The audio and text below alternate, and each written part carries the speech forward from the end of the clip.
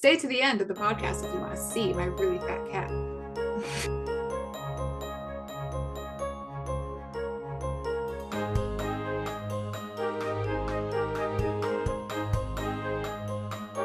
Hello, everyone, and welcome to Dissonant Dialogues. I am Emily, and I'm here with Claire. Claire, how are you doing today? I'm good. How are you? I am surviving. As somebody asked me that like a few days ago, how I was doing, and I said I was surviving. They didn't laugh. It's summer break officially, and I think congratulations are in order for you. You've completed your first of 2 degrees, so you're done with your performance degree. Yeah, I'm officially a violin performance major. It's pretty crazy. And in about 6 months, I'll be also a music education major, 2 bachelors. All you have left is student teaching, right? Yes. And that's all been figured out and everything's been 100% confirmed. So excited. Well, congratulations, and congratulations to anyone who also graduated in this past couple of weeks. And for all the current music students, enjoy your summer break and try to get a little bit of rest, whatever you have planned. So hopefully things are slowing down a bit for people. The chaos has subsided. Yeah, and this graduating class of 2024, like, go all out. You deserve it. Our COVID non-existing graduation for most of us sucked. Live life, have fun, go crazy. Like, you deserve the best ceremony and experience ever. You're right. This is the first completed class that, if you're on a traditional school timeline, that had their high school graduation in the middle of it. So now we have gone 4 official years since the beginning of that. That's a good point. That's crazy.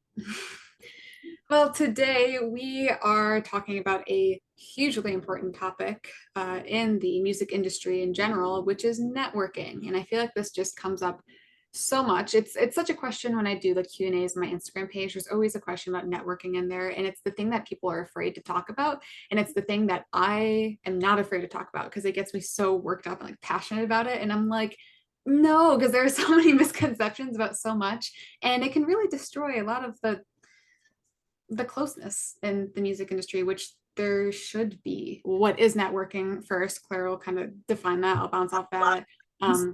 Like what to do to network, what not to do, what connections are worth it and not worth maintaining, importance of online platforms, all different kinds.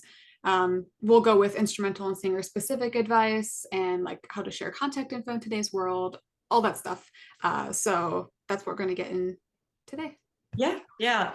Networking is one of those things where, if you're in this industry, frankly, if you're in most industries in life, it's unavoidable. It's something you're going to have to learn how to do. There are uncomfortable realities that come along with it. And what's important is not to confuse that with making genuine connections with people. That, networking can lead to genuine connections, but also understanding that those two are separate. One is your business and one is your personal life, and not to get so caught up in one that you neglect the other. It is a practice that is something that you're going to have to teach yourself if you haven't learned how to do it. And it's also something to not get too bogged down about. I think we focus so much on it, and we don't always remember what to do with it, what the purpose of networking is, what the purpose of building your connections is. And I think we can chalk people up to numbers and connections, mutual friends. So just to not lose sight of the humanity of the person behind the network, because that's ultimately what it is. It's a network of people, real people with their own stories, their own motives, and that certain connections are not worth maintaining at the risk of violation to your boundaries. But also that having the freedom to burn bridges is something that comes from a place of safety and privilege. And you won't always be able to do everything that you want to. So where does that line come across when it comes to your personal boundaries and comfort, and also keeping the peace or maintaining as many ties to the industry as possible? What happens when the people who might be your pathway into something important are problematic or who make you uncomfortable? And different people can put up different boundaries at different times in their lives based on background, socioeconomic status, safety, whether or not you're still in school, all of those things. Yeah, that's been something that's come up more so for me over the past year. I think we sort of got into in one of our earlier episodes that I did speak up about grooming and sexual assault that occurred to me. And a result of that is that people form their own opinions, and people either are going to like you and support you or simply hate you. And it's hard when some of those people are not only people that are your own age that could potentially get you jobs or gigs, whether you guys are like besties or not, but some of those people are also professors and faculty that are well known in the music world. And that was a huge thing I had to decide, is that there was a particular professor who was being openly supportive to the person that abused me. And that was very, very difficult to come to terms with, because I'd worked with that person for a research project and I trusted them. And I just, one of the earlier people I got to know when I started my degree. And it was very hard to let go of that and feeling like I had to hold on to that person, even though I knew that they weren't safe. So I kind of was like, okay, fine, I'll keep them safe. I did a couple things. Like I think I reached out, like sent my recital video, or like I reached out and invited them to my recital, and they were very rude. Like they never responded. And the times that they would respond to things, like they were just all of a sudden rude to me since they heard about my story. And finally, I just had a moment where I was like, I don't need this person. I want this person as a connection. Like, what good is this for me? Like, yeah, they know my work and my ability, but if they're siding with my abuser and trying to like kind of play things off with me like that, how can I trust them? What do I really even want from them anyway? Which is nothing. So that was a hard time for me, and I think it was the very first time where I accepted, like, okay, we don't need to play like this fakeness. So that's basically what I was doing. I was playing this fakeness of like, yeah, like I still respect you, even though I really didn't.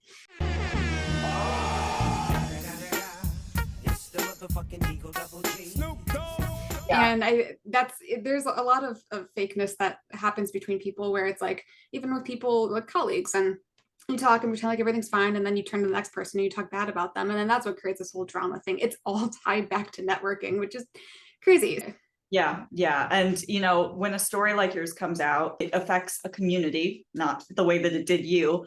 But I think it also made me realize a lot of stuff that I had observed too, a lot of things, which we've addressed a little bit, that I kind of had excused. But then when you realize how far these things can go, and also seeing how people in the community reacted and responded, it's put me into a season of, I'll call it my bridge burning season, where I've gotten into a mentality of, if someone does not want to hire me or maintain a connection to me, or support me because I'm telling the truth, or because I'm supporting people who tell the truth, then that is not a connection that I will indulge. It doesn't mean that it doesn't have potential value. It doesn't mean that that's going to be easy for me, or that won't have consequences.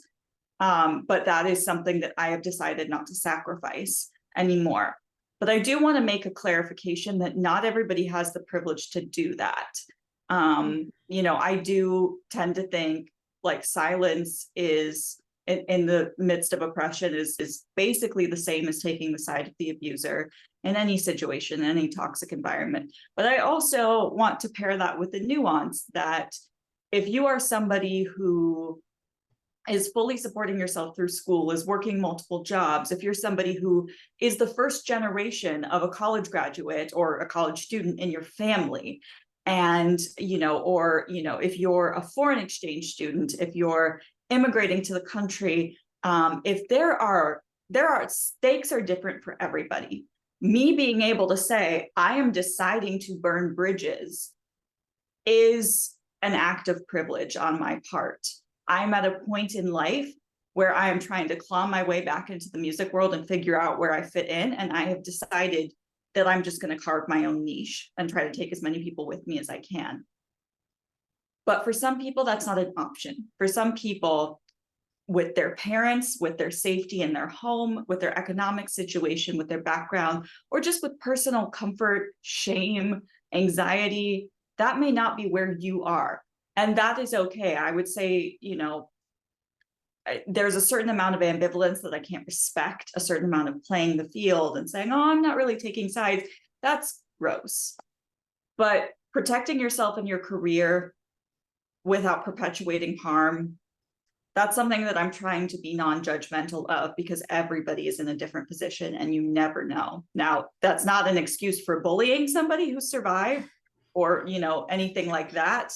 You know, there's a lot of ways that you can sort of quietly give a, while keeping your head down, and people understand. But I just want to come across as like non-judgmental to the people who are feeling like, I don't know how, if I should burn bridges, or I'm scared, or, you know, I have gotten so in the pattern of this like fake performance that I don't even know how to turn it off. We're all in different places on our journey, and you have to figure out what's right for you and where you are in your career. There was another adult in my life like a few months ago that I reached out to, and I explained my situation, and I was like, hey, you know, can you just be 100% real with me? Like, I want your perspective. Like, you've been in the music education field for a while. Like, you have this answer, get to give it to me straight. Am I going to possibly be like not offered jobs because of my story, because people know that I'm the whistleblower who spoke up about what happened to me? Is that a thing? Could that happen? And he was very honest, and he's like, you know, I don't want to say no because of how this world is. And he's like, that's a possibility, but do you really want a job or to work in a specific community that perpetuates this stuff? And I was like, wow. It was just like a in my head. I'm like, wow, you're right. And because I was feeling so scared and so bad about that, because I'm like, my goal was to like get out there and be participating in the music community, teaching and performing and doing all these things I'm so excited for and I've worked so hard for. And now, because I was a victim of this, it might take away everything I've been working for. But in that moment, I was thinking like that didn't even like really matter to me anymore, because what good is it to have those jobs and positions that I was excited for if I have to conceal a huge part of something that happened to me? Right. So yeah, and it was also hard. There was another particular professor, and he was abusive to me in other ways, but he would always speak up about my work ethic, and he was very vocal about that. He's like, oh my god, like you struggle in this class. He'd make fun of me all the time. He's like, you struggle really bad, but you got such a strong work ethic. And that's the one thing he would kind of throw around, and it did make me feel good. And I'm like, oh good, this is like a great, you know, professor to have if I need some sort of like a reference or something. He knows my work ethic, he knows that. And great. And that was somebody I had to let go of like right away when I found out a lot of bad stuff about them. And again, it was hard. I lost multiple connections and references of mostly faculty. And of course, there were colleagues my own age as well, but it was a really hard time. And that's where like I did my own kind of like soul searching and how I think about networking as well. And I'd like to kind of transition over into my own experience with giving somebody a job and how I think that this ties into networking, right? Because this whole networking thing is about, oh, we have to network because that's how we make money. That's how we get jobs. And that's just how the music industry functions. So I was offered to play a wedding gig for an old high school friend. And I was like, oh, like how cool. Like I would love to. And she's been watching my online like violin and cello videos for so long. And she's like, I was so excited to ask you and I got engaged. And I was like, awesome. And you know, we talked details, and she was originally just gonna have me play. And I explained, I'm like, I can, but usually it's really cool if you at least have a duet so you can hear like the harmonies and have the different parts going. And so she agreed. And I was like, all right, well, let's see. I know more violinists really right now than I do cellists. So, and I've already played cello on a recent wedding gig. So I was like, all right, I got all the reps set. Let me ask a violinist. I'll take cello and I'll get a violinist. And this is where my brain went. I think this is so important because this is how like a lot of people think about giving gigs. And not a lot of people realize this, but I was like, okay, shortly after my story had just come out, right? So a lot of trust was broken in a lot of places. And I was very afraid of people. I guess I still am in some ways, not very trusting. And I'm like, all right, I have to work with somebody in the music world now. How do I do it? Who do I choose? And I took a look at my mental list of the people that I knew had been supportive of my story. That was number one for me. I'm like, who has been supportive? Not silent, not actively bullying me or speaking out against me, but who has been supportive? Narrowed it down to those violinists. Then I was like, okay, well, who have I worked with before and who have I enjoyed working with before? Like who makes me comfortable and not afraid when I'm doing this gig that I feel comfortable and safe working with? And I narrowed it down to two people. And then ultimately I picked one that I felt slightly more comfortable with because I knew them better. Okay, slightly in my head, I was thinking, can this person play their instrument? But otherwise, that was not the main thing. It is not all about what you can do, it's who you are. That Yeah. is what gets you the jobs. Yeah. And people think, oh, I gotta just sit in a practice room by myself, isolated for hours, and then people want me for jobs. No, you have to be a person. You have to make friends. I'm not going to say you have to network. No, you have to make friends. That's what connections are realistically, is that they're just friendships and they're genuine friendships. Like I was talking about that fake thing earlier, not being fake. I'll admit I was fake in that moment, not being fake. And that's truly what's important. And that's when you were saying about, yes, there is definitely privilege in being able to speak out and to support someone. But there's also a lot, like in this case, I noticed how people acted in the music industry when an injustice occurred. And to me, I'm aware that people do have privilege to be able to like speak out and support 100%. But to me, I was like, well, if you were silent, that's not supportive to me, and you will never get a job from me. That sounds really bad, but it's simply for my own safety. We'll never work. I don't want to work with you unless I have to. And if I'm working with you, I won't feel 100% safe around you, which unfortunately is true for a lot of women. So it's not just me when it comes to that. But yeah, I think that's very important. Just to explain, that's how my mindset works. That's how a lot of people's mindsets work. When you're grabbing someone for a gig, it's about who you know and who they are. Yeah, it's true. I mean, we've talked in other episodes about when somebody advised you, do you think you're in the top 30% of all violinists?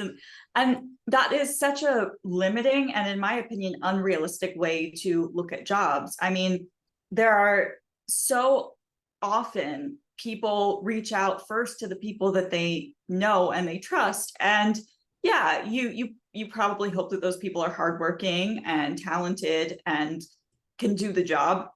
Chances are, if they have the qualifications, they can do the job if they got the degree, so but like when I think about if I were in a position to offer jobs to people, I'm taking my friends with me first and foremost, and always, rather than like trying to source strangers. Not even, you could give me two different people that I've worked with, and you could say that like one person is exponentially more qualified, or better, even though I think that is somewhat subjective. But when it comes to the artists that I connect with and I know what's in their hearts. I know their mission. I know where they came from. I know what they overcame in order to survive the degree.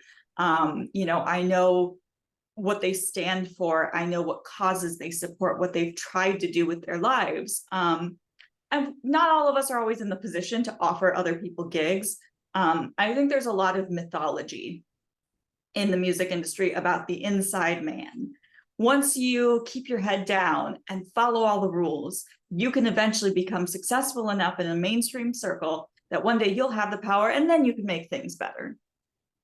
And it's so rare. So few people get there. And by the time you get there, you're tired and you've learned how to play along with the rules in such a like that it's muscle memory at a certain point. And musicians know about muscle memory. It's hard to break those habits once you've gotten there, once you have fallen in line. And I've seen so many people who I think probably started out with really good hearts who just gave up on some of that positive change. I think for people to want to be the change from the inside, there is an admirable nature to that. There's a purity to that goal, but at a certain point, it does border on naive, I think. And I'm somebody who wanted a very traditional career. I did not want to do something, I didn't want to carve my own niche in the industry. I wanted to slot right in. That's no longer really an option for me, at least not exclusively. And when it came to making the choice between my own morals, my own conscience, and the very traditional career that I had spent my whole life picturing, I have to live with myself at the end of the day. So I need to make decisions that I can live with, because even if I figure out a way to live with myself while sacrificing my own ethics, I am essentially killing a part of myself in order to be that person. So even if I find a way to live with myself, it's not really me I'm living with. Yeah. I think ultimately we don't need to overcomplicate things the way that they are overcomplicated to us. So, when people have explained networking to me, like when I was younger, in particular, teachers would talk about it. It was talked about in a very like serious way because that's how you survive, that's how you get jobs. But realistically, all you have to do is be yourself. It's like cliche as that sounds, but talk like you want to talk, act like you want to act. If people don't like it, don't force yourself into trying to be some different person just to make these connections, because ultimately you're going to end up being unhappy and it's not who you really are, and you're not going to be able to maintain those connections if you're not being yourself anyway. um, I'd also like to, I don't know if you have any stories too, I'd like to transition into stories that I've either experienced in regards to networking Yeah. or have heard that are both good and not so good that I can kind of laugh at. um, I'll start with one of my first ones that I'm laughing about right now. This one was told to me when I first came to conservatory, and we had a class that was I don't remember what it stood for. It was like Artle something, and it was for like initial students kind of learning to like make your schedules, learning how to do like write your resumes and like do some of the basic stuff in the, and I say basic, but it is complicated, stuff in the music world, but like that stuff.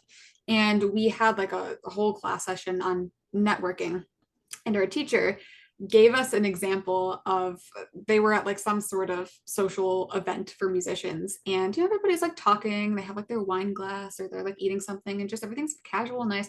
There's this guy going around handing out business cards to people, his business cards, just like handing them, hey, like this is my name, here's my card, and just like going around and handing them out. And my teacher said, I took his business card and I kept it and I made sure I never lost it because I wanted to make sure I never hired him for anything. So there are like appropriate times to bring business cards. I feel like we don't really have those anymore, but correct me if I'm wrong. But you don't want to be shoving yourself in people's Yeah. faces, like not the time or place when everybody's just chill. That's where it's you network and you just talk with people and get to know people and make friends. Yeah. Um, it's not like business card, take it, like Yeah. that sort of No, thing.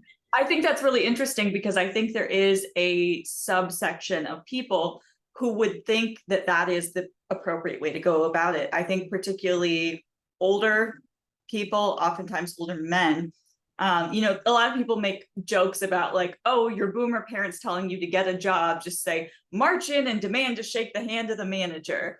And the music industry doesn't really work like that. I think there probably are some jobs where that kind of, I don't know, ego driven, like, let me go in and like force my name to be remembered no matter what, any consequences. I think there are places where that tends to work.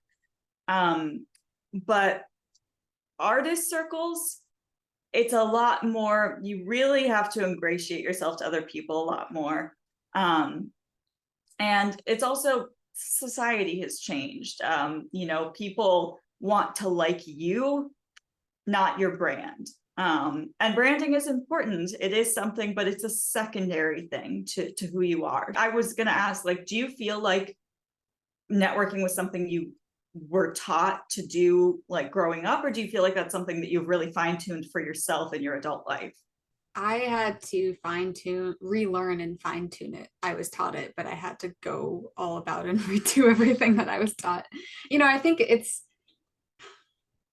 I don't want to say it's something we shouldn't be taught, because sometimes like the business card dude, like maybe someone told him to do that, or maybe he actually thought that was the appropriate thing to do. So yeah, I think it's important that we're kind of talked to about it, but I think there's also a way that we talk about it to not scare people into being afraid than to just talk and make friends.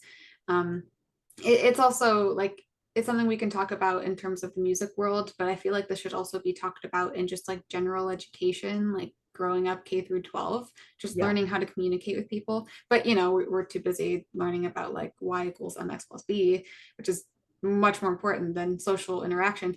So aside from that story, I do want to bring up I guess I don't have like particular stories in regards to this, but just kind of an example of the two people that are like super high, well known, particularly that are violinists and really loved in the music world. I won't name them, even though I'm talking positively about them, but just one in particular, one of my violin teachers, he is just so loved by everybody. And anytime like I was younger and someone would ask like who are you studying with, I'd say his name and everyone's like, oh, he's such a sweetheart. Oh, I just love him. I love him and all this. And the more I like that just would always happen. Everybody's like, oh, I love him. I love him. And the more I learned like about just him and about the music community and about how people knew him, simply that like he'd invite them to dinner at his house, or he was just always like silly and fun after concerts to go out with, like for an ice cream or something. Like that's why people liked him. I mean, he's a fabulous violinist, don't get me wrong, but that's why people love him so much. It's because he's kind, he's just so gentle and like warm-hearted, like the kindest soul ever. And that's why people like him. And just another example too is one of the places I'm student teaching at in the fall.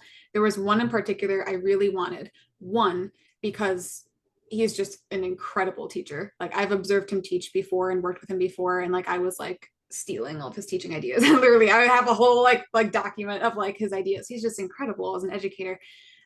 But when I went to the school that I'm going to be student teaching at to observe him, I was like in awe. And maybe it's because I was going from such a toxic conservatory with obviously my story coming out in the way I had been treated all since I was there, to be fair.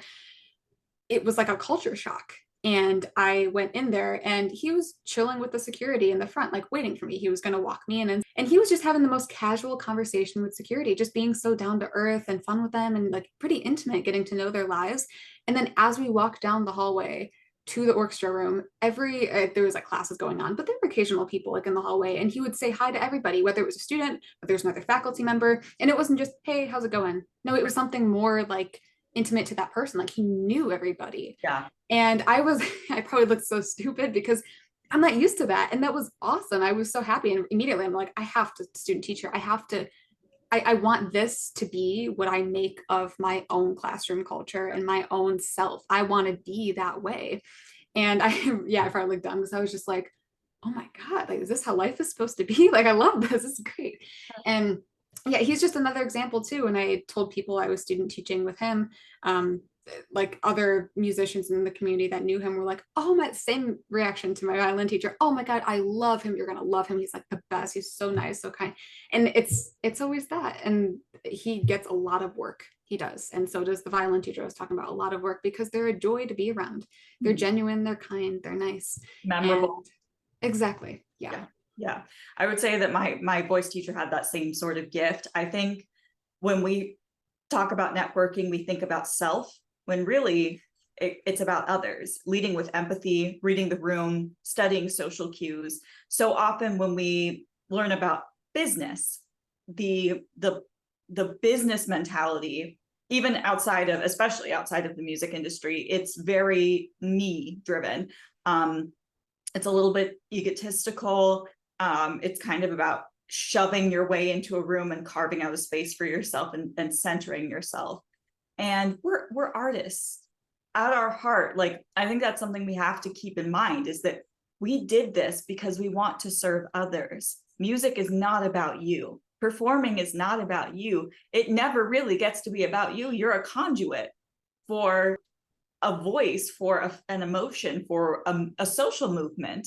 And so remembering to lead with empathy in everything. My teacher is that sort of person where sometimes I look around and I'm like, how do you remember everybody's name? How do you remember, oh, your mom just passed away, oh, your daughter is about to graduate high school, congratulations? Like, how do you walk through the halls and keep all of this and like and love people so much? I think that's something that you have to realize, is that love people to a fault. Love people when it hurts you, because the connections that you do make when they don't hurt you are going to be so much more meaningful. And I found that you're not going to be for everybody, and not everybody's going to enjoy you.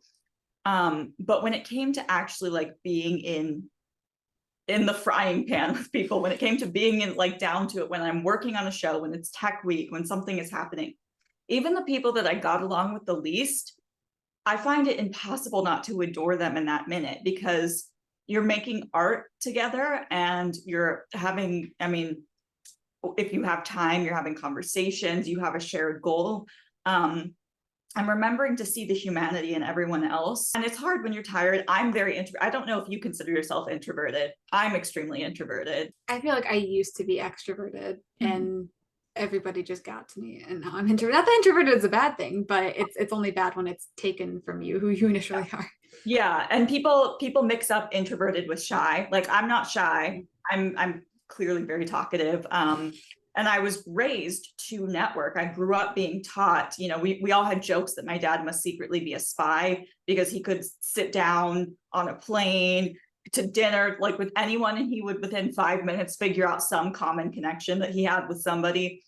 And I was very much raised to know just enough about everything, know just enough about other countries, about current events, about other industries, to be able to have a fairly comfortable conversation in a room with anyone, to be able to fake comfort in any situation. And I did kind of have to retune myself to be others focused and not myself focused, and to refine that technique for the arts community.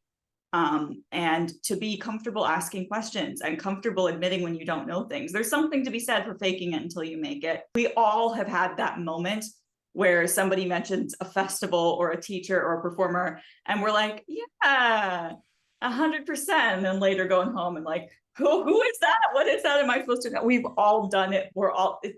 I'm not going to tell you not to do it because we've all been there. But don't be afraid to ask questions. Don't be afraid to admit when you don't know something, because ultimately that's going to help your competency better. And also, people love to talk about themselves.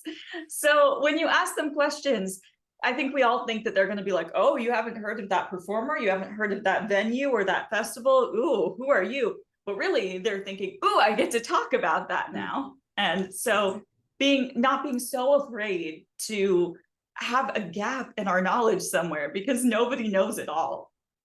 Yeah, no, for sure. Yeah. I think sometimes too, it's doing the different thing that can also be a good thing. Particularly, we have these string performance classes, which is basically all the string players, and we meet once a week, and you had a scheduled day of every semester that then you would perform for everybody. And there was always one person in particular who would like cheer every time. You know, most people, the person finishes and they're just clapping, but she's always like, whoa, yeah, and like screaming and yelling for them. And that simple thing, everybody really loved her for it. Because when you're standing up there or sitting there and you're performing, you want that. You need that. That gives you like oh, okay, I'm okay. I'm safe. Like I'm good. Like they're supportive of me. Especially when you're sitting there in conservatory, not everybody is supportive of you. Some people fake it and are not really supportive. Other people are very outwardly not supportive of you. So to have somebody cheer for you like that feels great. And then when she went to perform, she actually performed the very last class of this past semester. And of course, as soon as she stands up and finishes, everybody cheers for her just because she does it for everybody else. Even though nobody else does it for anyone else, they do it just for her because that's her thing and she does it. So it's the little things. It's like that. And I know that can be really hard, particularly for somebody that's introverted or just a little nervous about speaking out like that and being worried someone's going to look at you. No one is going to look at you though. That's your own thoughts. But you know, just being nervous about that. It's those things to get comfortable with and to be able to do to support other people. Yeah.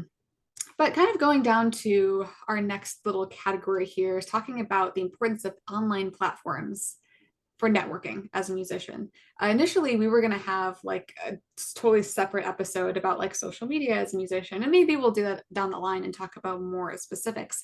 But online platforms tie so much into networking that it's like, let's just cover it in here. Yeah. That is kind of your business card. That is sort of the substitute for that now. Exactly. Yeah. Which I'd like to start with something that's really interesting, just like you mentioned, of how things are changing.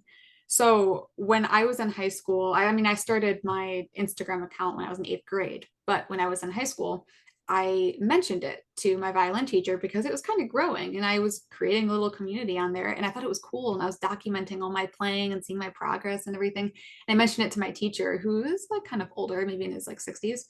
And I was so excited when I said it. I'm like, oh, I'm doing this. And like, I think I said something like, oh, I have like this many followers. I'm so excited. And he was like, you post your practice videos on there? I'm like, yeah. Like I post practice ones and also some performances, but I show the practice ones of how to get better. And he's like, oh, I would never post a practice video anywhere. And I was like, I didn't take it to heart. I was just like, that's weird. Okay. And I didn't say that out loud, but in my head, I'm like, okay. The confidence of youth is a gift I would love to get back. Truly. I just thought it was silly because I just saw all the benefits and I loved it. And he didn't really give me a reason as to why, like why that would have been a bad thing. Ultimately, I know he's talking about the hate comments and how people judge your playing, which is going to happen wherever you go ultimately. So, but I think it's been so important and it's helped me so-called make connections or just get to know people because I am very real on there. I'm vulnerable. I talk about difficulties in my practicing. I share silly videos when I make a mistake and people laugh and people relate to it. I don't share only performance videos. I share stuff that people relate to. And really, like, my purpose was to not make the classical music community seem like all uptight and like you have to be this particular way and perfect all the time. I was like, no, this is how it actually is for me. This is how it is. And people really liked that. That's the basis of making friendships anyway. And I thought it was really cool because then a few years after that comment from that one teacher, I was just casually in Hobby Lobby one day. And I was like, I don't know. I remember being up to the front. I was close to checking out and somebody was like, Emily. And I looked up and I didn't recognize the person right away. And I was just like, oh, hi. And she's like, you're like, at the time I was that violin girl, not that crazy violin girl on Instagram. She's like, you're that violin girl on Instagram, right? And I was like, yeah. And she's like, oh my God, I recognize you. I live like 10 minutes away. And like to this day, like we're close friends now. And I always crack jokes about that. I'm like, oh yeah, I got recognized in Hobby Lobby. And like we met in Hobby Lobby. And it turns out, yeah, I was following her. At the time I wasn't like really it was new to me with social media, like people I was talking to and putting like their pictures then to who I was communicating with. So I've gotten better at that to be able to recognize people. But it's like little things like that. Like now I have a close friend because of Instagram. Yeah. I have many close friends because of Instagram, but it's a very cool thing to be able to do. It's a very legitimate way to make connections. I think some of the older generation tend to think of it as superfluous or even like self-indulgent. I love what you're like when it comes to social media. I'll be the first to admit I'm not super active. I'm not really great at a lot of these things. A lot of that has been my own journey with recovery from burnout and even feeling valid in putting things out there. I will say, I think humility and humor is your best friend in making connections. And so when I was actively in school, I will be the first person to admit when I'm not good at something or to, own what I'm struggling with or own up to a mistake, because nothing disarms people who seem stoic faster than just being like, oh man, I think I suck today. And then seeing the relief when somebody else is given permission to admit their own insecurities too. And that's what I love about sharing your practice videos is you're breaking down the mythology around talent. The fact that this is not about something that you were born with one day. For the vast majority of people, 99.99999% of people, it is all about the work ethic. Nobody just wakes up and does this. And it takes a long time. It can take weeks or months to master one piece and to get it to where you're comfortable with. And I think the reason that I struggle with a lot of insecurities was because the internet to me has more of a sense of permanence than just admitting to making a mistake in person. And what's frustrating to me is the concept of like, okay, I could post a practice video, but then I have to get good enough to be okay with sharing my my end result. And this is probably something that I'd love for you to speak on if you have tips for sort of overcoming this insecurity. And then what I hate even more is having an online record of my performances and being proud of something. And then a few months later, going back and being like, oh my God, I hate this. It's terrible. And then delete it. So I err on the side of never sharing anything. And that's something that I would like to get over as I try to claw my way back into this industry. But yeah, what are your thoughts on how you kind of overcome that, like the self-hatred? It's almost like looking at yourself in a mirror for too long and then suddenly your face looks unfamiliar and you're like, I hate everything about this. I never want to hear myself again. No, that's really interesting because I can wholeheartedly say I don't really delete my videos on Instagram. I mean, you could say I don't know how many I have. I know I have over 1,000 posted. And the only times I'll delete videos is not that I'm like, oh, I played horribly in this. It's just because it's like a duplicate of something else. And I'm like, okay, like my phone has enough storage of data stuff, all this stuff. Like, let me delete this video. I don't need. Um, but it was kind of the opposite for me when I went to social media. Um, I was thinking, okay, well, if I'm posting these videos of how I can actually play, because I play better in the practice room than I do on stage, then people are going to know my ability much better. They're not just going to judge me on how I do live or how I do when I'm on the stage and like shaking and freaking out. Like they know how I do it on the side. I record myself all the time when I practice. And I think that's something that like doesn't scare me anymore when I go to record. I know people who can't record themselves when they play, not the audio, not the video. They refuse to do either. And my teacher, sometimes she'd be like, she doesn't know about my Instagram. She's like, do you record yourself when you play? Do you feel okay doing that? And I'm like, oh yeah, that's fine. Like I do it all the time. She's like, okay, great. I don't have a single practice session that I don't record myself. So that's so familiar for me that eventually it just got to a point where eventually, yeah, you do feel proud of particular recordings. And yeah, putting them out there. And it's a sense of comfort for me. It's like, okay, people actually know how I play. They're not going to judge off the time that I went on stage and my string popped off or that my hand was shaking so bad that it fell off from fifth position. That's happened before.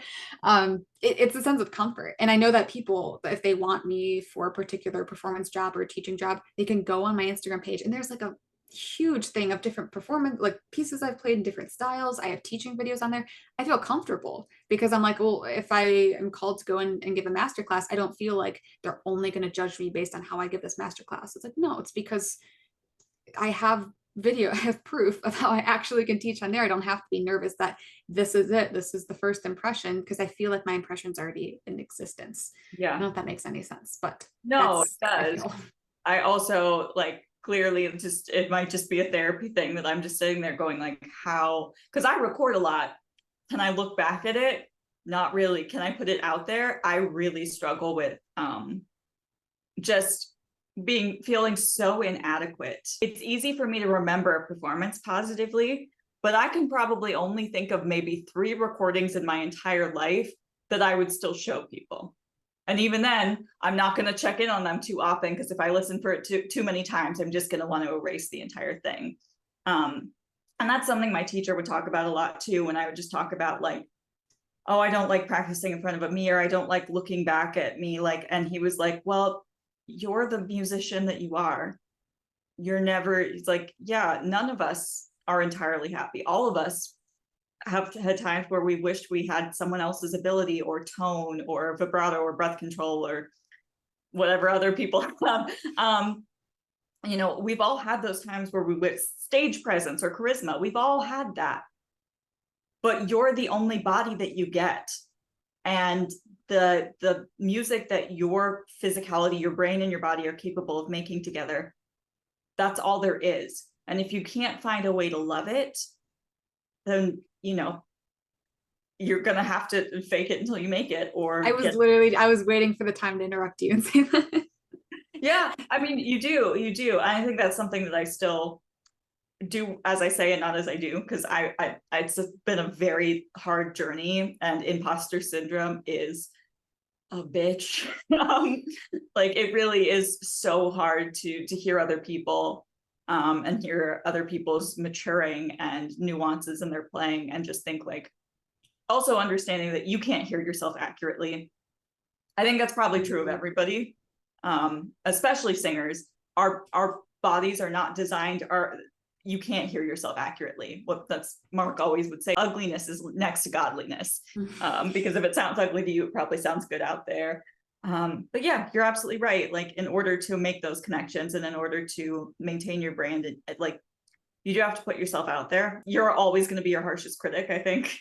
But yeah. That's one thing too. I was going to bounce off what you said, that I noticed that some of the what I call silly relatable videos, I don't really have a term for it, but some of the funnier ones that I post get more attention because people can relate to them. Yeah. And you don't see a lot of that stuff in the classical music world. Like I think like I could probably name off of one hand like the number of classical musicians that have a page online that do post silly Yes. and relatable content like that. It's not many. Mhm. And I mean, there were one, I used a dance mom's audio for something between tension between the violinists and cellists. And so there's that and something bringing like some light into it. Yeah. I did a whole like series, I guess, of how I think different instruments would walk. And so many people just thought it was so hilarious and so funny because we almost had those images in our mind of like what we think of different instruments. And so people are like, oh, do this one, do the euphonium, do the tuba, and like all these different ones.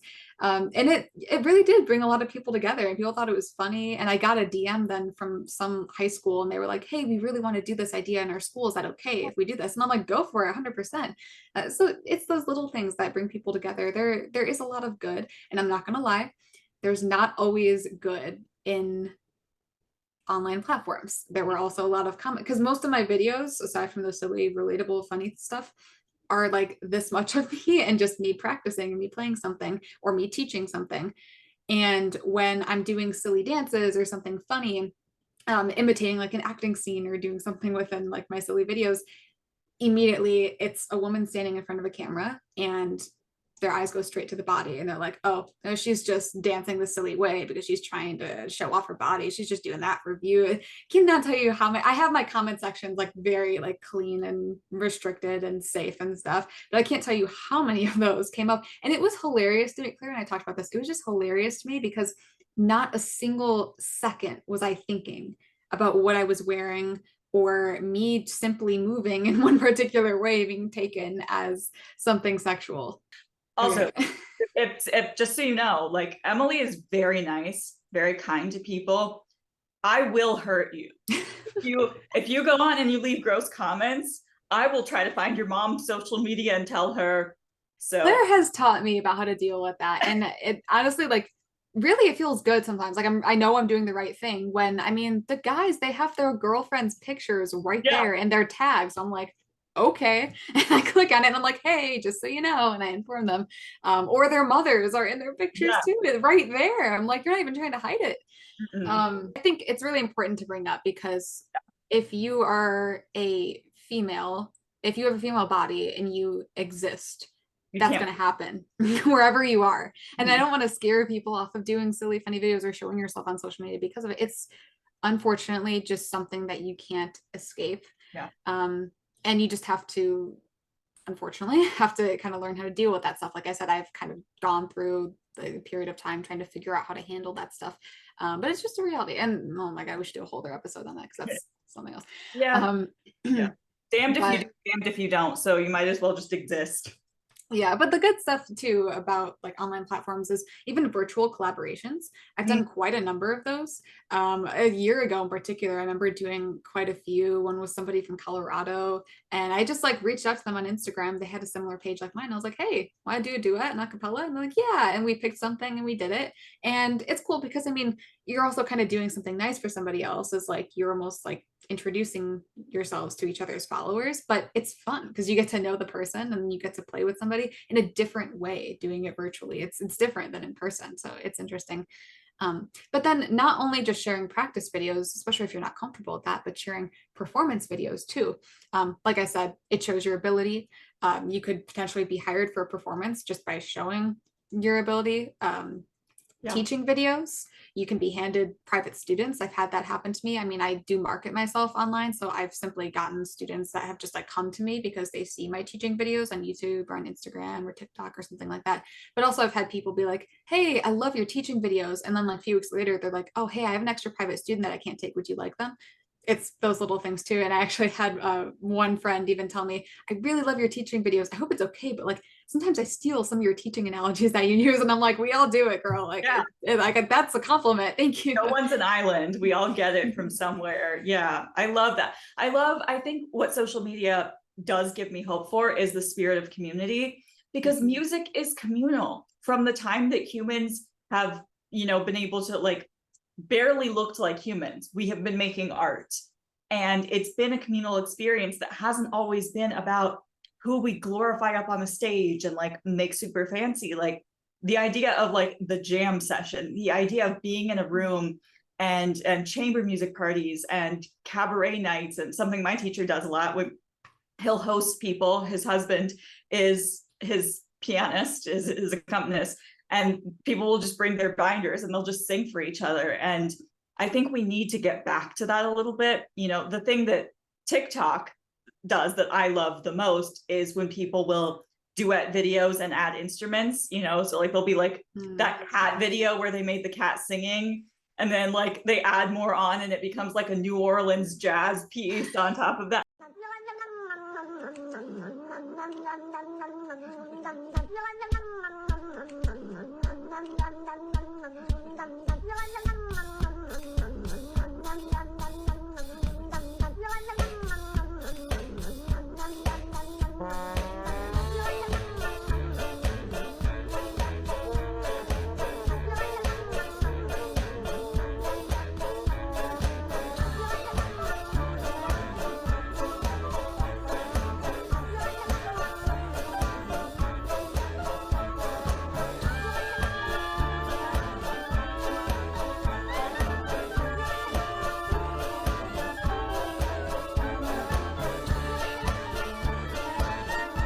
I love those. Like, one, they're really funny, but two, or like somebody will say something and then people will add a bunch of harmonies and different instruments. It makes me like, when I look at that interaction, I'm like, that's how humans are supposed to be. That's what we're supposed to be silly.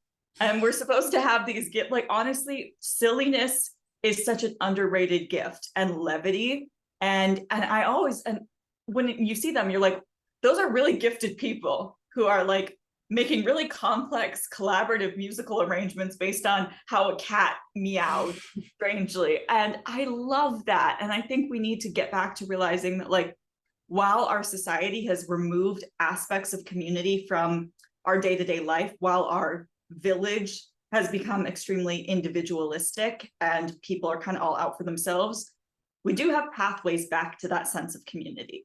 And I think sometimes humor and humility are your best tools in making those long-lasting connections of people who are also going to have like-minded goals, ethics. You want a diverse range of experiences, but you also want shared goals in your musical community. You're doing something that's important. You want to have good people around you. And then to kind of wrap up some online platform stuff, there's social media, but then there's also, if you're not comfortable with that, having a website.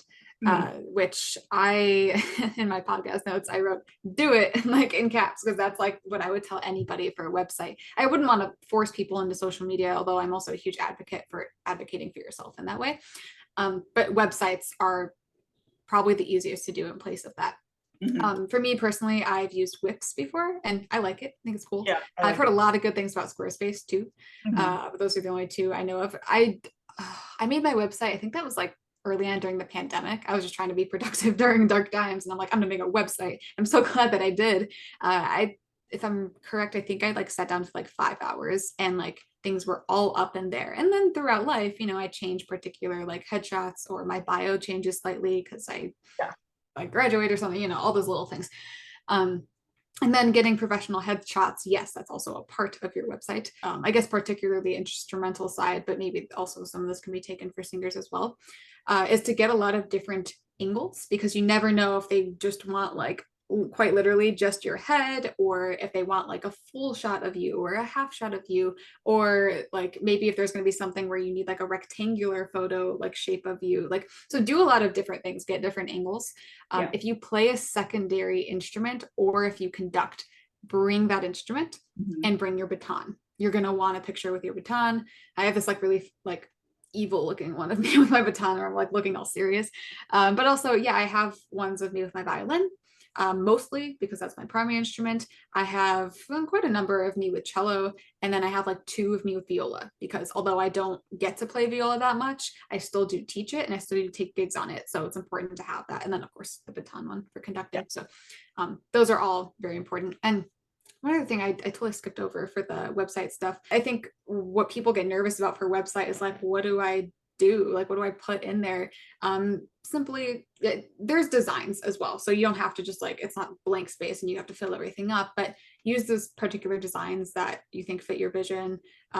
lots of photos of you, you playing in different scenarios, maybe in an orchestra, just your headshot, you doing a solo recital, your bio, any research projects that you've done, any awards that you've won, a repertoire list of popular repertoire that you've performed before, videos of you performing, links to videos, all that stuff. And if there's anything else that you want to go through and see, literally just look up famous people's like names. Go on my website too if you want to see like all the different things that I have, and you can like take like, oh, that's a great idea. I've done a lot of research before, so I'm going to do a research tab and feature some of my research projects and things like that.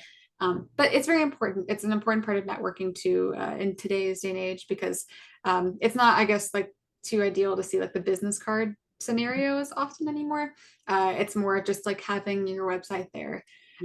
You can't shove websites in people's faces. So that's I mean QR codes, but no, the quotes, that was something that you recently added, was that if you have people, if you teach and people are doing like reviews for you, or if you've been in a performance that got accolades in any kind of like, even like small papers, or like, even honestly, you could probably use a jury comment, like, like if you want to take a quote that's like wonderful tone and clarity, or superb interpretation, or wonderful teacher across different age groups, or works well with special needs, like those are great things, like to have other people's, have a section for reviews or quotes from other people. Ask your students, ask people to give you that feedback so that you can showcase not just your own opinion of yourself, but other people's.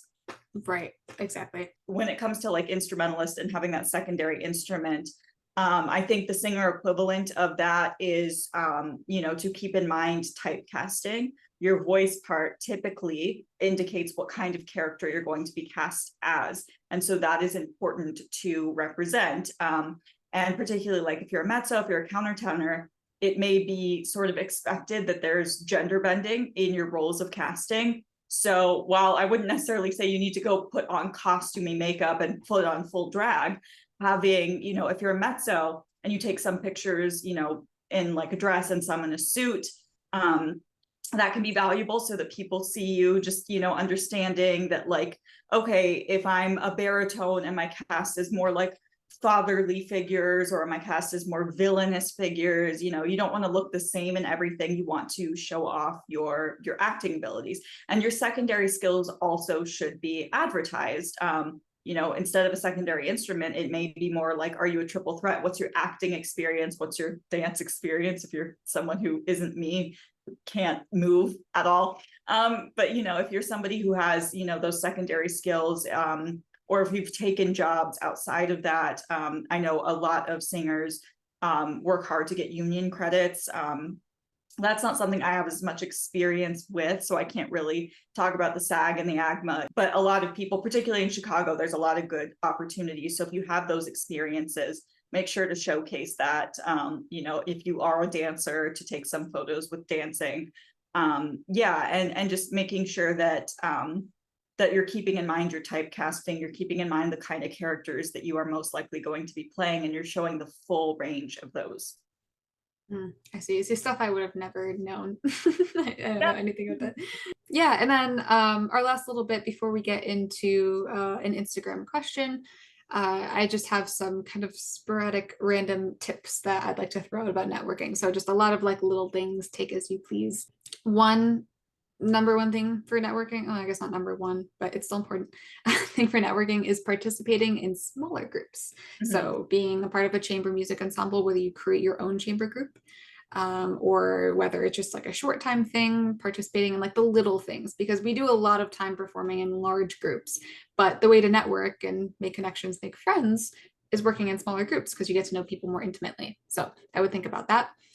Specifically for music educators, stuff like the Midwest Clinic, which is in Chicago, huge place to be able to meet different people of just the entire music land. Lots of, some people say it's like a lot of band stuff, but there's quite a bit of string stuff there as well. A lot of stuff for educators that ultimately I think is very important for performers as well too.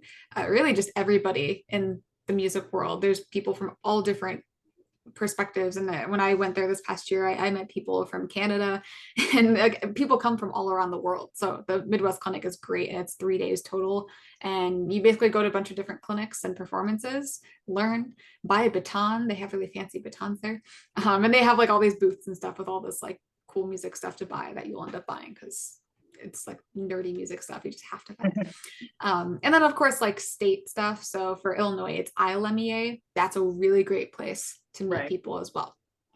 It's basically those places. That's where you make friends with people who work in your field, which I think is what we should call it instead of networking, because networking sounds way too like fancy. Of course, there's like the more obvious one, I guess, like post rehearsal, post concert times. Go grab dinner with a group of people. This is difficult because for me, I had tried to ask people multiple times throughout my college experience afterwards. I'm like, hey, like, what are you doing after? Like, maybe we can go grab something. And sometimes it was that they were going to practice. Sometimes it's that they had like plans with a partner or something already, or other times they were just going back to sleep because they were so exhausted and tired. So it's really hard. I would say don't get your hopes up. I feel like stories I've gotten from my former teachers were, oh yeah, we all go out for drinks after the concert and it was like the best times ever. And I was like, yeah, we're gonna have so much fun. We're gonna go get ice cream. I'm gonna love it. It's great. And that wasn't the reality, and it was kind of sad. So I don't have too many high expectations about it, although maybe you'll find a group of people that works for you guys. I have tea parties every summer for most of Yeah. that's become a bit of a tradition. Is like it's usually only like 4 or 5 people, but like yeah, having that core group that you're like, okay, I'm not good at spontaneous plans. I am the person who needs to go back to sleep after an event, but when I can like plan something out in advance, I love doing those things for people. So just if I ever blow anyone off for dinner, it's because I'm sleeping. It's not because I'm ignoring you. Exactly. And that's the thing too. Don't always take that to heart, because simply some people might have an audition the next day. That's why they're practicing. Some people are just completely exhausted because they've been studying for like 3 days straight. It's final season. You never know. You never know the scenarios. Go to recitals. Yeah. That's very important. Congratulate them too. Don't just like shuffle out after you're there. There were some people of recitals I went to where I bought like a little bouquet of flowers, or I bring like a little chocolate bar or something for them, or just a little card, or simply just giving them a hug afterwards and being like, because for me, like my recital, when everyone was coming up to me and giving me a hug, it was like the best feeling in the world of like, these people care about me and they're here for me. So being able to offer that to somebody else too, that's like genuine friendships. Also meet a variety of people as well. This kind of ties into the recital stuff, because I went to recitals of people that like played the same instrument as me to like learn that way, but I also went to composition recitals and like other stuff like that. Meet composers, people in choir, people that want to go into like being a music historian, music theorists, like all the different people from different ways of the music world that make it all function. It's really interesting. You can learn a lot from them as well. It's different perspective, and sometimes it's like a break to get away from like people just in the violin studio or just in the cello studio. It's really nice. Yeah, and take pictures with people, with composers you meet, with soloists who come visit, visiting artists, masterclass people, because you know they meet a lot of people, and particularly if you're working with people who are kind of bigger names, it's a good idea to have evidence of like, hey, we've met you. You can always like tag them in something, and that way, you know, you kind of have a record of that connection. That's oftentimes kind of helpful. I know I struggled with like shyness. I was usually good if we performed with somebody. I was good about taking photos with them. I remember somebody that we get visiting all the time is Jake Heggie, you know, modern composer, mainly of operas and art song cycles, and he taught a lot of master classes. And I had a moment where I really wish I could have had a redo, because one of my favorite operas was his opera Great Scott, which is a newer, it came out the year that I, like it premiered the year that I started school. And he premieres a lot of stuff in Dallas. So I flew back to, you know, in November to go see it with my mom in Dallas. When it first came out, Joyce Donato, Frederica von Stade, just star-studded cast. And I loved it. It was so, it's an opera about the opera world, about the music world, and football. They work that in there too. It made me like weep. I loved it so much. I remember that I was like commenting on Joyce Diodato's own Facebook about like how, and she was like liking it during intermission. And I was like, oh my God, she's like literally backstage right now looking at my comment. So I remember that I listened to the tracks from that opera all the time. And I didn't know that Jake Heggie was on campus this day.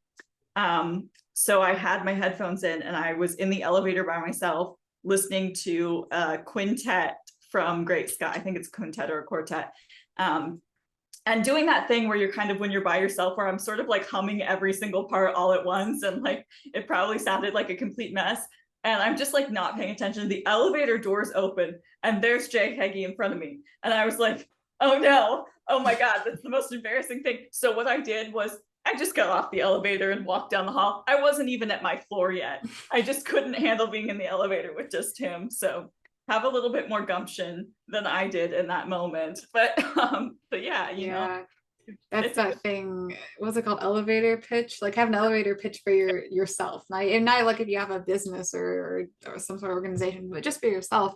I think that's important to. I really want music for that, and they haven't released it, and it's been so many years. I should have taken that moment to be like, hey, I would love to learn this aria. When are you gonna? Because you probably could have just shared that if that was something he was willing to do. Like you never know. So, and then the other thing I was gonna say is, you know, we were talking about making connections with people outside your instrument, but also remember that your network isn't just musicians, it's people in peripheral industries. And you never know who has connections to what. You want to meet website designers, accountants, journalists, librarians, you know, publishers, marketing experts, makeup artists, if you're in the performance arts, like sewists, people who make costumes, people who design recital wear, you know, up tailors, because you know you never know when you're going to need something hemmed or repaired. So we wear a lot of fancy clothes. It's good to have somebody who knows how to do that kind of stuff. Instrument repair people and tuners,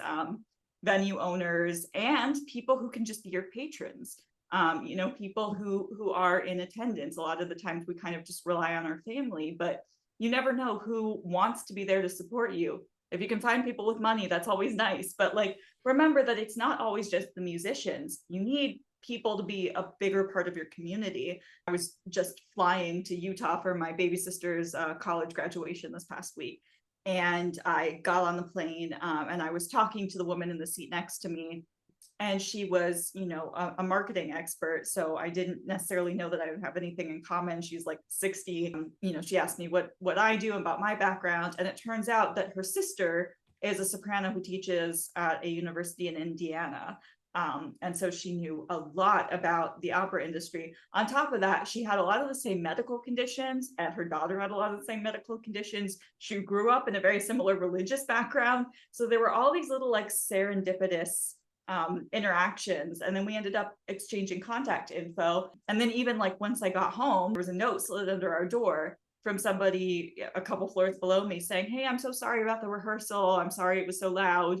I'm a baker and I'm an opera director who's going to be hosting some rehearsals. Text me if you want any questions answered, if you want the schedule. And we'll always be done by 10 p.m. Sorry about the noise. Of course, I had been out of town, so I didn't hear any of the noise. But I texted her and I was like, hey, so my husband and I are also opera singers. And just letting her know, like, actually, I'm really grateful. This is where I got my degree. I'm glad that you're doing this. It makes me feel less self-conscious about practicing. And turns out I'd worked with her before. I had no idea. She just gave her first name. And she texted me back and she goes, is this Claire Mark's student? And I was like, yes. How do you know that? So it's always, and now I know another opera singer who lives 2 floors below me. So it is a small world. And don't write off people because you never know who they're connected to, even if they're not specifically a musician themselves. Yeah, exactly. I think that's a great example too. And the fact that you reached out to say, hey, I love what you're doing. And simply just by bringing that connection, it's awesome. Another thing too, if you're trying to meet people from your area or looking for particular gigs or jobs, is look into Facebook groups. I know for me, I'm part of the Chicago musicians group. They are always like, you can like promote for yourself, but they're also always asking like, hey, I need a last minute like person to take this gig, or I need a teacher for this. Like there's always stuff like that on there. So I'm sure there's other ones for people not in Chicago as well. And I kind of just learned this one more so recently. I was asking some questions, and to the one guy I was talking about that I'm student teaching with, this was his advice is to offer to give master classes for free, which I know this can be complicated because it's like, okay, how do you manage to work for free? Do you want to work for free? If you can do it, it can be very helpful.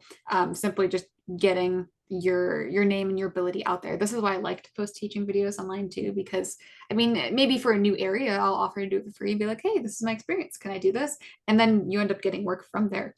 I've applied to 3 different clinics for next year to speak about trauma-informed teaching, which is a research project that I'd worked on. And I was just doing it because I'm passionate about it, but my music ed advisor was like, that's a great way to get your name out there, because if you get picked and you go and you give this clinic, a lot more people are going to know you, and they're going to know you for your work with trauma-informed teaching, which is hugely important right now. And I'm like, oh, cool, okay. But I guess, yeah, that's very important. You get to know people, and think about when I was talking about the Midwest clinic or ILMEA, technically it's IMEC for the state clinic. But going there, and if you see people give clinics, sometimes it's like, oh, that was so touching, and you want to go up to them afterwards and talk to them. And I'd done that before as well, and grabbed like a picture with some people. So they're right. They're definitely right.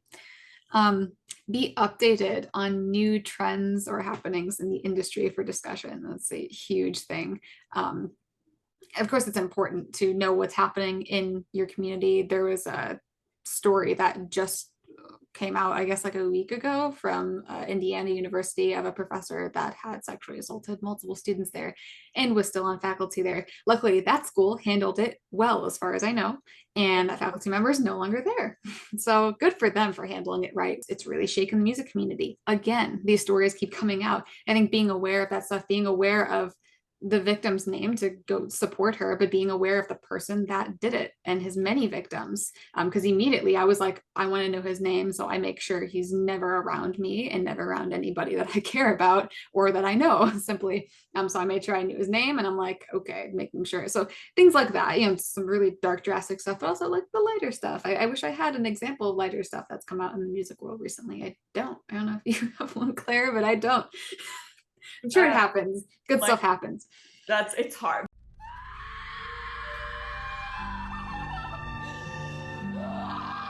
Now I'm thinking about it. I'm like, what has come out that's been good? Yeah. We're doing good things. Yeah, our podcast, but hey, there's a new podcast. It's called Dissonant Dialogues that talks about stuff within classical music. Have you heard of it? Stuff like that. My last little bit of networking advice, which seems more, well, networking is professionalism, but I guess it's more particularly professionalism. I will say, if you don't follow this piece of advice, a lot of people will hate you. Don't practice your concerto during orchestra rehearsal warm-up. Please don't. I have grudges against people that did it when I was in youth orchestra. there's still people that do it now in the college orchestra setting. They still do it. Yeah, so, yeah, we have the opera singer equivalents of that too. Really? Oh, yeah. Geez. Oh yeah. During like warm-ups before class starts, or like before choir, singing somebody else's solo. Yeah. Oh, that's a thing. Like, because there are all these times when somebody is absent where someone else steps in, and that kind of gets rewarded, but by like the conductors, but it's not always a good look for the people around you. But yeah, if you're practicing someone else's solo, or you're singing your solo rep while everyone else is like trying to work, it's not a great look. It's not ideal. And let me explain why too, because I think when I was younger and I first heard this, I didn't really get it because I was just young and naive. But think about if you're sitting 15 minutes before your orchestra rehearsal and you're sitting there with everybody else and you're about to do this rehearsal, you're making it seem like, okay, well, this music is beneath me and I'm going to practice my concerto because that's my thing. I'm better with that. Or you're showing, I already know this music. Like I have it down pat. I don't need to practice it. So it's disrespect to the ensemble because no one's perfect at the orchestra music. Like when have you ever gone to an orchestra rehearsal and like perfectly knew your part down pat without any second guesses of anything? It's not true. So yeah, when someone's next to you and they're playing concerto, it simply shows, wow, they really don't care about this rehearsal. They really don't care about this concert. They care more about themselves and their soloistic concerto and their individual future, not the ensemble, not us. You know, the So it people is who are disrespectful. really amazing are typically the nicest people. Like, I do know those people who are supernaturally gifted, who have like perfect pitch. Like, I have one friend, he is one of those people who just, he doesn't have to try if he doesn't want to. He can sight read anything and sound like he's been working on it for weeks. He just, and yet he is like the humblest person that you will ever meet. He's always down for stuff. He's always volunteering for stuff. He always is eager about solos, but he never takes attention away from anyone else's moment. And he's always so kind. Like, usually when you meet the people who think that they're the best, they're not always. And it's like the people who I know that's exceptionally good. And they're always so kind. And you know what I remember more than how good they are? How kind they are, which makes me remember how good they are, which makes me not resent it most of the time. There are moments of jealousy happen, but yeah, absolutely. Like, Yeah, exactly. be respectful to your fellow performers. You don't know, you might be stuck with them for the rest of your career. Yeah, and it's a distraction when you're playing a super loud, like solo sound versus orchestral sound, and you're playing this loud concerto. Just work on your orchestral music when you're there. Warm up. If you need to warm up with scales, that's fine. You need to warm up with like a little etude thing, that's fine. Yeah. Work on your orchestral music. If you need to break, don't warm up. If you can't warm up, like you're injured or whatever, then that's fine. Don't overdo it. Just take a drink of water, get your music, look at your music, mark stuff, and whatever. Just don't play solos. Yeah. Okay. We all know what you're doing when you do that. Like, you've got time to practice privately. It's not a good look. It's not considerate. It doesn't make you likable. And honestly, being likable and kind and empathetic is more important than being the best. And I'll say that. Yeah, that's exactly. I think that's the theme of our episode as well. Yeah, and then to wrap things up, we did have one question come in from Instagram. And the question was, how do you talk to people at events when you're alone and know no one? I think this was a really good question because for me, I dealt with this experience just a couple months ago when I went to Midwest. I did not know anybody that was going to be there. I went completely alone, which is scary for me because I'm like the person to easily get lost, but I made it there and alive, so that's good. So I'm not gonna lie, it was very uncomfortable. There was tons of people everywhere from different states, from different countries, and all within my field. So yeah, I was uncomfortable and feeling nervous. I think the thing to remember is be that like delightful person that you like to see, that person that just you happen to make eye contact with and then smiles at you. That my number one piece of advice is to try to crack a joke to the person sitting next to you if you can in the moment, if you're that humorous kind of person. When I went to summer camp for music when I was back in high school, I did that with one person when we were standing outside the audition room, and we started talking then, and it just so happened that she was roommates with who was going to be my stand partner at the time. So then we kind of all got together, and then it was the four of us, and we're still in contact to this day. It's really awesome. So it's those little things, and not all the time. If you go to crack a joke with somebody, is it gonna like be well received? I'm not saying like an inappropriate joke, but like, is it gonna be well received, or that they feel comfortable talking to you too? Maybe you guys just don't hit it off, and that's fine. Try to talk with different people. It's if it doesn't work, it doesn't work. And you don't have to try to force anything, whether that's talking to somebody or if you feel like you need to share contact info with somebody that you crack the joke with, even though it's like we don't really match, but like we talked, so yeah, let's exchange contact info maybe and whatever. Like, if you hit it off, great. If you don't, accept it. Don't force. Be for everyone. It's okay. Yeah. Be yourself and be genuine and a little bit more polarizing than trying to dilute yourself to appeal to everyone. That's not memorable, and it doesn't serve you ultimately.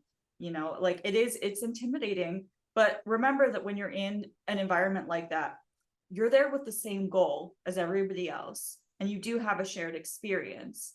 And also understanding, like, it can be hard to look around and go like, oh my God, there's so many people. You don't need to talk to so many people, you know. Hang back, observe, find the person that you're sitting next to, you know, find somebody, just wait and see. Like, I also am kind of a big believer that the universe sort of brings people to you that, like, you know, that are important, that will end up being important. So just remember not to get overwhelmed in the numbers. You don't need to make 50 different connections. You can make one that could be really important. And you know, maybe it's you're wearing something similar, you give them a compliment, little things like that. And just ultimately remembering that they're not that scary. They're you in a way. You all want the same things.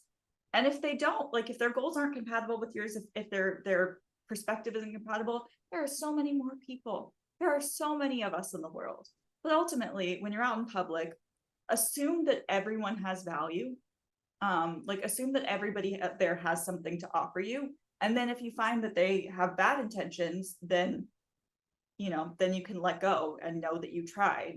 Don't make a habit of collecting people, but seeing the people and knowing that somebody else is probably just as nervous as you are. Who else is hanging back? Who else is a wallflower? That's oftentimes the place to start. But yeah, they probably have more in common with you than you think, just by virtue of being in this industry and being at these kinds of events.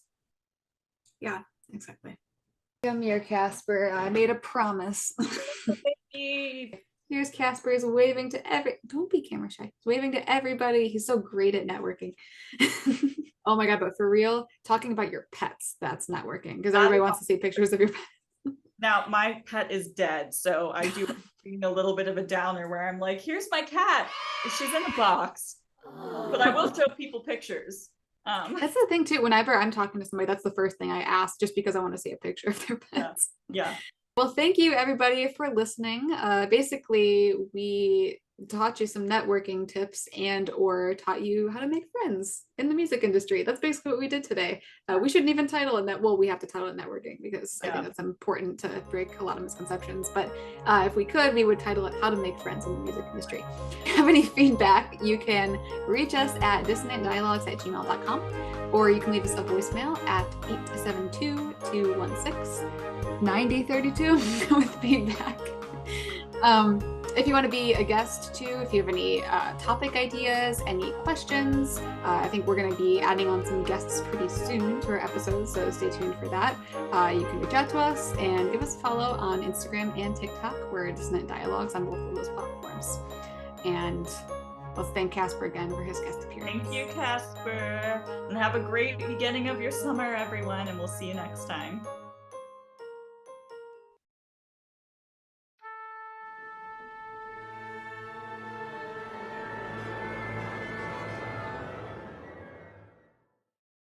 Oh, wait, he has to smile. Come on, Casper. He looks miserable. I'm so sorry. Who have I worked with? Can you hear those birds in the background? And there's this guy. Of course, this guy. Sorry, you might need to cut that out.